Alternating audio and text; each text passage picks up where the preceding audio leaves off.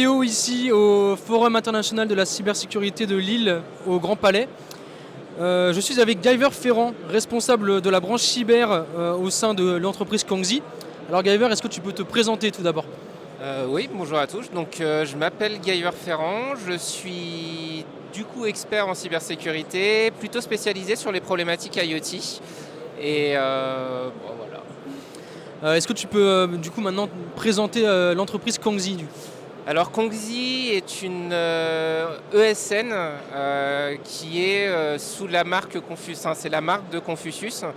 Et on réalise notamment des prestations de services, du conseil et de l'audit en cybersécurité. Et alors est-ce que tu peux nous en dire plus sur les solutions que vous proposez chez Kongzi? Alors chez Kongzi, en termes de solutions produits, on développe aujourd'hui ce qu'on appelle de la Red Team Automation. Donc c'est de l'automatisation d'actions offensives. C'est scénarisé chez nous et du coup on a la possibilité de venir capitaliser sur des scénarios qui ont déjà été déroulés. Si j'ai bien compris, c'est la première fois que Kongzi expose au FIC.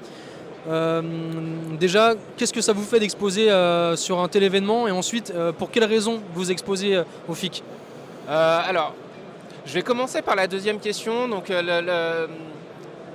Pourquoi le FIC? C'est un petit peu une des places centrales de la cybersécurité, d'un rendez-vous à ne pas rater dans l'année.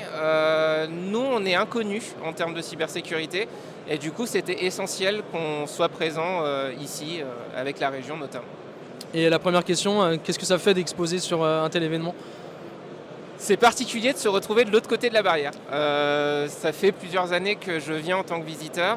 C'est ma première en tant qu'exposant et le point de vue est différent. Les conversations ne sont pas forcément les mêmes, mais ça reste très intéressant. En venant exposer ici sur le pavillon Bretagne, il y avait des attentes particulières? Nous, c'était déjà dans un premier temps de se faire voir.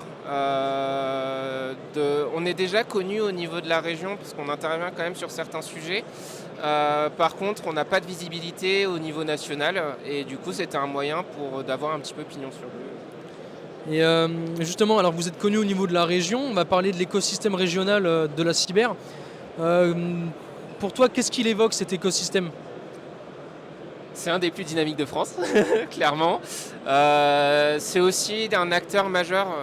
Je pense que c'est l'acteur prioritaire après Paris aujourd'hui sur pas mal de problématiques. C'est une région qui est très dynamique.